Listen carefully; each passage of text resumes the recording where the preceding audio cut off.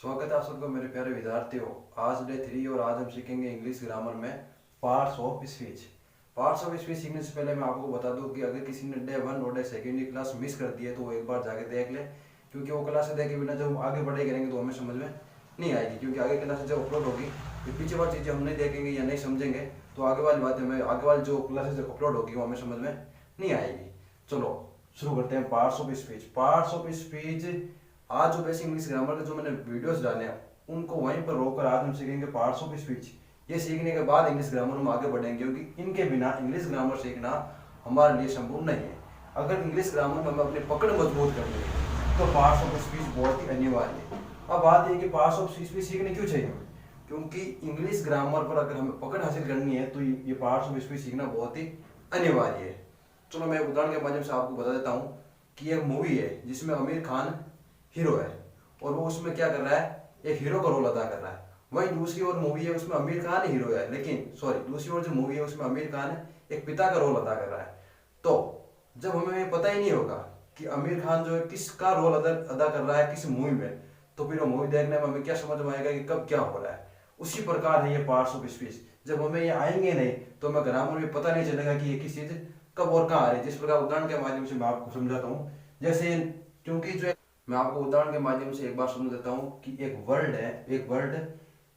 एक नाउन भी काम करता है, वर्ब भी हो सकता है, प्रोनाउन भी हो सकता है, एडजेक्टिव भी हो सकता है, एडवर्ब भी हो सकता है, प्रीपोजिशन में कुछ भी हो सकता है, यानी कि अलग अलग जगह अलग अलग रूप में हो सकता है। इसीलिए हमें पार्ट्स भी सीखना बहुत ही अनिवार्य है।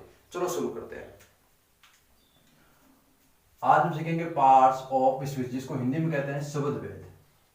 हिंदी में कहते हैं इसको शब्द भेद। चलो शुरू करते हैं। There are 8 parts of speech in English grammar, यानी कि इंग्लिश ग्रामर में इसके 8 भाग होते हैं। किसके पार्ट्स ऑफ स्पीच के? मैं आपको बता दूं कि मैंने 8 भाग यहाँ पे लिखे हैं, लेकिन कई बार आप गूगल पे या पे सर्च कर देखो या किसी और पे देखो, कोई बुक में देखकर ये नहीं बताना कि पार्ट्स ऑफ स्पीच के 9 भाग होते हैं। 9 नहीं होते, 8 ही होते हैं। कई जगह 10 भी मिलेंगे आपको, लेकिन ऐसा नहीं है, क्योंकि जो एडजेक्टिव के अंतर्गत जो आर्टिकल आते हैं एन डी वाले वो इसके अंतर्गत आते हैं। लेकिन कोई लोग क्या करते हैं, कई लोग इसको अलग लगाकर इसको भाग एक अलग बना देते हैं और 9 कर देते हैं इसको, लेकिन ये मेन रूप से 8 ही है। चलो शुरू करते हैं। और सबसे पहले हम इसमें सीखेंगे नाउन। नाउन को मैंने यहाँ पे लिखा है नेमिंग वर्ड। क्या लिखा है? नेमिंग वर्ड, यानी कि किसी नाम को किसी वस्तु को जो नाम के संज्ञा रहते हैं। नाउन का मतलब भी होता है हिंदी में संज्ञा, ठीक है। वर्ब एक्शन वर्ड मैंने इसलिए लिखा है कि जो क्रिया होती है उसी को वर्ब बोलते हैं, इसलिए इसका नाम लिखा है एक्शन वर्ड। फिर हो गया pronoun, replace a noun, adjective, adverb, preposition, conjunction, introjection, ये सब हम सीखेंगे। हम किस प्रकार सीखेंगे मैं आपको बता दूं। आज मैं इनके बारे में आपको बेसिक जानकारी दूंगा। आज जो जितने भी भाग है ना 1 2 3 4 5 6 7 8, इनके बारे में मैं आपको आज बेसिक जानकारी दूंगा।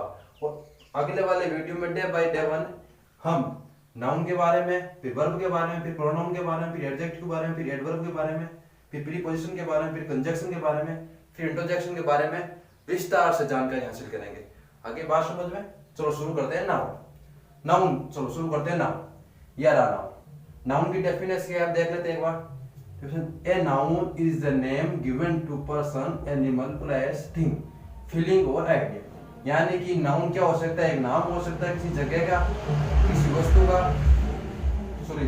किसी व्यक्ति का, या किसी जानवर का, किसी जगह का, किसी वस्तुओं के बारे में, या फीलिंग और आइडियाज। फीलिंग का मतलब होता है जिसे हम छू नहीं सकते लेकिन महसूस करते हैं।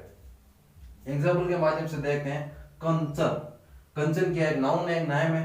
गर्ल, एक लड़कियां हैं, सब लड़कियों को नाम दिया गया है गर्ल, तो वो भी एक नाउन है। टीचर सभी जो अध्यापक पढ़ाते हैं उनको नाम दिया गया है टीचर, तो टीचर भी एक नाउन है। कैट भी एक जानवर, मतलब बिल्ली है, कैट है, जानवर है, तो इसका ये भी एक नाउन है। डेली भी क्या है? एक शहर का नाम है, नाउन है। लव, ये फीलिंग है, मैंने कहा नहीं फीलिंग्स, तो लव का मतलब क्या होता है कि फील करते हैं, हम छू नहीं सकते लेकिन उसे महसूस करते हैं, ये भी एक नाउन है। होप आ गया, एटीसी आ गया, इसका मतलब होता है एटीसी का मतलब होता है आधे, ठीक है। चलो अब इनको हम सेंटेंस के माध्यम से, मैंने कहा ना एक बार इनकी क्या सबको आज हम बेसिक नॉलेज इसकी लेंगे। बेसिक चीजें सीखने के बाद हम क्या करेंगे, डे बाय डे 1 इनके बारे में विस्तार से जानेंगे। उसके बाद हम इंग्लिश ग्रामर की शुरुआत हमारी हो जाएगी, टेंसेस वगैरह जो भी उसके बाद हमें सीखना है वो सीखेंगे। चलो शुरू करते हैं। सेंटेंस के माध्यम से इसको हम समझेंगे आज। चलो अब सेंटेंस के माध्यम से समझते हैं हम एक बार। कंचन लिव्स इन दिल्ली। कंचन दिल्ली में रहती है, तो कंचन क्या एक नाउन है और दिल्ली भी एक नाउन है। Delhi is the city, you are my last hope. इन दोनों में से आपको नाउन छांट कर लिखने हैं, ठीक है। अगले वीडियो अपलोड करने से पहले मैं आपको पूछूंगा, अगली बात ऑप्शन में इनका आंसर भी आपको बता दूंगा, ठीक है। इनको आपको लिखना है घर पे। चलो अब ये हमारा हो गया नाउन। इसके बाद अब हम देखेंगे वर्ब। अब हम सीखेंगे वर्ब के बारे में। चलो सीखें। A verb is a word that shows an action और स्टेट ऑफ बी। यानी कि वर्ब क्या करती है, दैट शो करती है एक्शन, यानी कि क्रिया क्या हो रही है, किसी सेंटेंस में क्या क्रिया हो रही है, वो वर्ब कहलाती है। आगे हम सेंटेंस के माध्यम से समझेंगे। सच कम मतलब आना, गो का मतलब जाना, is am were sleep it is, ये सब क्या है, ये एक्शन वर्ब है। क्या है, एक्शन वर्ब है, ठीक है। क्योंकि अब क्या एक्शन हो रहा है, कम का मतलब आना, स्लीप का मतलब सोना, ये क्या हो रहा है, एक्शन हो रहा है, कार्य हो रहा है, ठीक है। हम सेंटेंस के माध्यम से इस चीज को समझते हैं। आई लाइक इंग्लिश, मुझे इंग्लिश पसंद है। तो यहाँ पर क्या वर्ब क्या आएगी, लाइक। लाइक क्या हो रही है, पसंद करना है, क्रिया हो रही है, तो यहाँ पे ये वर्ब है। क्या है, वर्ब में लिख देता हूँ नीचे एक बार। आपको ध्यान से चीजों को समझना है और ध्यान रखना है, क्योंकि अगर इंग्लिश में पकड़ मजबूत करनी है, फिर से कह रहा हूँ, तो यही एकमात्र रास्ता है। इस पर आपको ध्यान देना है और इस चीजों को समझना है। वर्ब। अब आगे के लिखा सी कम्स हियर एवरी डे, वो प्रत्येक दिन यहाँ पे आते हैं, या वह प्रत्येक दिन यहाँ पे आती है। सॉरी सी लिखा है ना, तो ये वह प्रत्येक दिन यहाँ पे आती है। चलो अब क्या होगा इसमें, इसमें कम्स आना, तो ये क्या है, वर्ब है। अब इसमें देखो, ध्यान देना आप मेरी बात पे। हर वर्क्स इज इजी, वह काम या ये काम क्या है, इजी है, वर्क्स।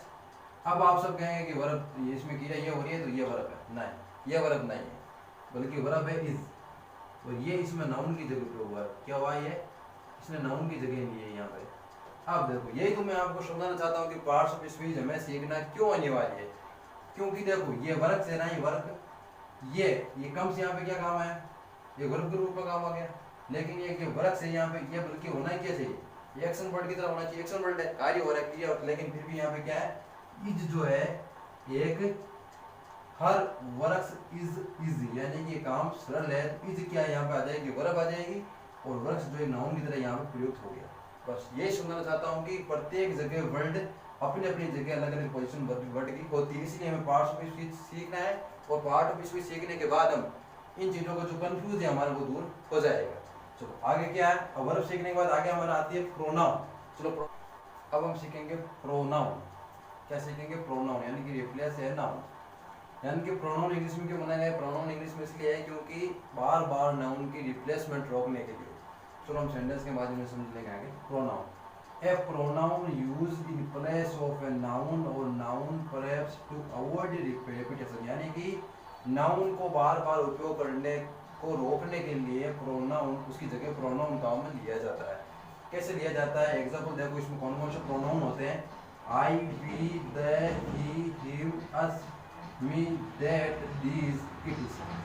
अब इन सबको सेंटेंस के माध्यम से समझते हैं। एक बात, Meera is coming to take Meera's book, यानी कि जो मीरा है वो क्या कर रही है, अपनी बुक ले रही। तो क्या हो गई, मीरा आकर अपनी बुक ले रही। देखो दो बार नाउन का प्रयोग हुआ, यहाँ पे भी मीरा है, और जब इसी मीरा को लेकर हमें और बात की, तो ये भी यहाँ पर क्या आ गया भाई, मीरा आ गया। तो अब एक और सेंटेंस आप समझ लें इस बात को ये रोके, Meera is coming to take her book. अब देखो कितना फर्क है इसमें और इसमें, ये नेचुरली नहीं लगता, बल्कि ये सेंटेंस जो है नेचुरली लगता है, ठीक है ना। तो दोनों सेंटेंस है, लेकिन ये नेचुरली लगता है। तो इसीलिए कि नाउन का बार बार प्रयोग रोकने के लिए क्या कर दिया, हमें प्रोनाउन का प्रयोग कर लिया। कहाँ पर कर लिया, देखो हर, इसमें क्या ये प्रोनाउन है, यहाँ पे मीरा ना लेकर हमने मीरा की जगह क्या कर लिया, हर उपयोग कर लिया, यानी कि नाउन की रिप्लेसमेंट बार बार ना हो, इसीलिए प्रोनाउन का उपयोग हमने यहाँ पे कर लिया। Meera is coming to take her book. आगे बात समझ में, एक बार यहाँ पे इसका स्क्रीनशॉट ले लें।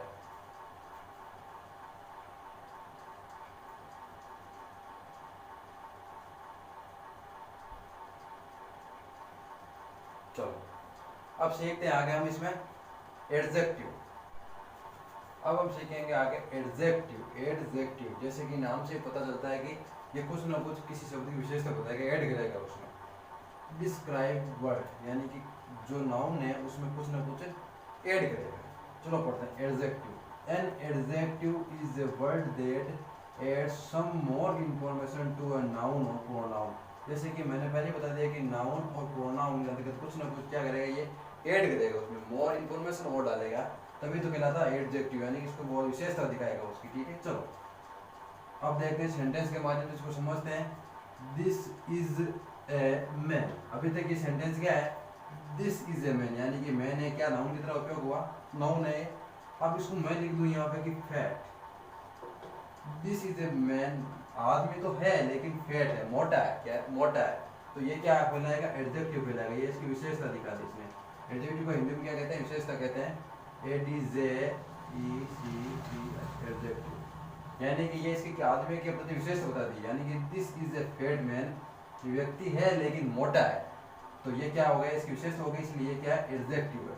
अब आगे देखो, दिस बुक इज इंटरेस्टिंग, यानी कि दिस बुक इज इंटरेस्टिंग, यानी कि जो किताब है वो क्या, इंटरेस्ट आता है, किताब इंटरेस्टिंग है, यानी कि दिस बुक इज इंटरेस्टिंग, यानी कि जो किताब है लेकिन वो क्या है, इंटरेस्टिंग है, यानी कि रोचक है। किताब तो है लेकिन क्या है, रोचक है। दिस बुक इज इंटरेस्टिंग, यानी किताब तो जो है वो क्या है, रोचक है। आगे बात समझ में आपको, तो ये इसमें एडजेक्टिव कहलाएगा, क्या कहलाएगा, एडजेक्टिव कहलाएगा। ठीक है, अब एडजेक्टिव के बाद हम सीखेंगे एडवर्ब। अब हम सीखेंगे एडवर्ब। एडवर्ब जैसे कि नाम से पता हो रहा है कि इसमें कुछ ना कुछ क्या होगी, और ऐड होगी, यानी कि वर्ब के अंदर कुछ और ऐड होगी, इन्फॉर्मेशन सम मोर इन्फॉर्मेशन और ऐड होगी, तो वो क्या कहलाएगी, एडवर्ब कहलाएगी। आप डेफिनेशन देख लो इसकी। An adverb is a word that adds some more information to a verb and adjectives और अनदर एडवर्ब, यानी कि वर्ब के अंदर कुछ और ऐड होगी, इन्फॉर्मेशन मोर इन्फॉर्मेशन जो कुछ और ऐड होगी वो कहलाएगी, एडवर्ब कहलाएगी। एग्जांपल देख लेते हैं, very, always, quickly, slowly, fast, etc.. Sentence के माध्यम से एग्जांपल समझ लेते हैं हम। ही कैन रन फास्ट, वो क्या कर रहा है कि तेज भाग रहा है, क्या कर रहा है, तेज भाग तो रहा है वो रन, लेकिन तेज भाग रहा है, तो ये क्या कहलाएगी, इसमें ऐड हो रही है तो ये एडवर्ब हो जाएगी। फास्ट एडवर्ब हो रही है तो ऐड हो जाएगी, ये वर्ब है, ठीक है इसमें, और ये क्या है, एडवर्ब है। आगे बात समझ में। आई एम ऑलवेज बिजी, मैं बिजी रहता हूँ, लेकिन ऑलवेज यानी कि हमेशा ही बिजी रहता हूँ, तो ऑलवेज क्या आएगी, इसमें एडवर्ब हो जाएगी, क्या हो जाएगी, एडवर्ब ऑलवेज हो जाएगी। She is very tall, she is very tall, ये क्या हो गया, लंबा है, लेकिन क्या है, बहुत ज्यादा लंबा, तो ये वेरी क्या हो गई, एडवर्ब हो गई, इसमें क्या आ जाएगी, एडवर्ब हो जाएगी, वेल। सी एट्स क्विकली, वो क्या करती है, जल्दी जल्दी खाना खा लेती है, वो जल्दी खाना खा लेती है, तो ये क्विकली क्या हो गई, इसमें एडवर्ब हो जाएगी। तो मुझे आशा है कि आप लोग समझ गए होंगे इतनी बात को। चलो एक बार स्क्रीनशॉट कर लो इसका।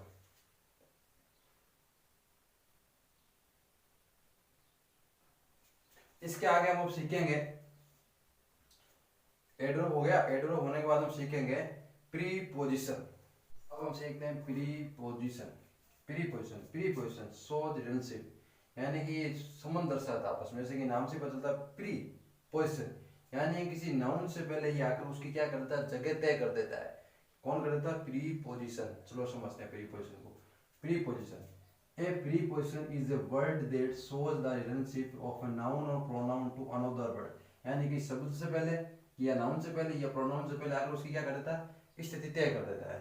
और बिना प्रीपोजिशन के अलावा, बिना प्रीपोजिशन के तो सेंटेंस का कोई मतलब ही नहीं निकलता, कोई सेंस ही नहीं निकलता। चलो एग्जांपल समझते हैं इसके। On, at, with, before, after, बिटवीन, इटीसी। सेंटेंस के माध्यम से समझते हैं इसी बात को।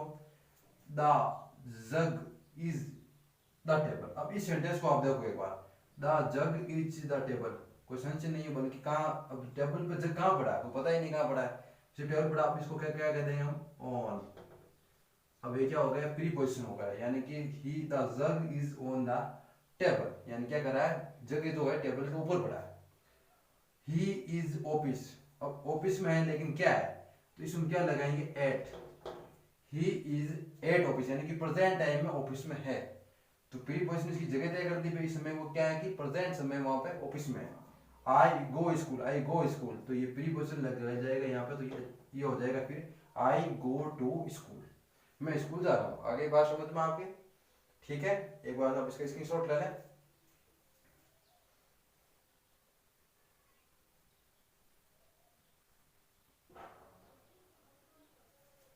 अब प्रीपोजिशन के बाद हम पढ़ेंगे conjunction. Conjunction, conjunction joining words, जैसे कि नाम से पता चल रहा है इसमें भी कंजक्शन यानी जॉइनिंग वर्ड्स टुगेदर वर्ड्स, यानी कि क्या करेगा, ये दो वर्ड को जोड़ेगा, दो सेंटेंसेस को जोड़ेगा, या दो पर्ब्स ले लो, दो क्लासेस ले लो, यानी इन शब्दों को जोड़ेगा, आपस में ज्वाइन करेगा। इसकी डेफिनेशन देख लेते हैं कंजक्शन की। A conjunction is a word that joins two words phrases clauses और सेंटेंसेस, यानी कि इन सब को क्या करता है, जोड़ता है आपस में। एग्जांपल देख लेते हैं कौन कौन से कंजक्शन होते हैं। But, to, because and etc, यानी कि बहुत इतने नहीं बल्कि और भी होते हैं कंजक्शन, मैंने उदाहरण दिया आपको। सेंटेंस के माध्यम से हम इन चीजों को समझते हैं, ठीक है। Rowan and Meera are my friend, यानी कि रोवन और मीरा क्या है, मेरे मित्र है। तो रोवन एंड मीरा को जो बीच में एंड से जोड़ा, ये क्या कहलाता है, कंजक्शन कहलाता है। इन दोनों को बीच में जोड़ दिया, क्या कहलाएगा, कंजक्शन कहलाएगा। ओके।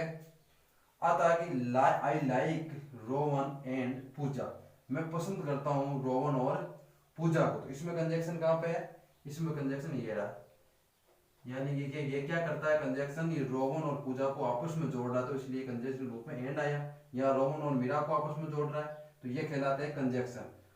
आगे बात समझ में आपको। चलो, कंजक्शन के बाद में हम देखेंगे इंट्रोजेक्शन, लास्ट है ये 8 नंबर भाग है, और ये कंजक्शन देखेंगे। चलो एक बार आप स्क्रीनशॉट ले लो इसका।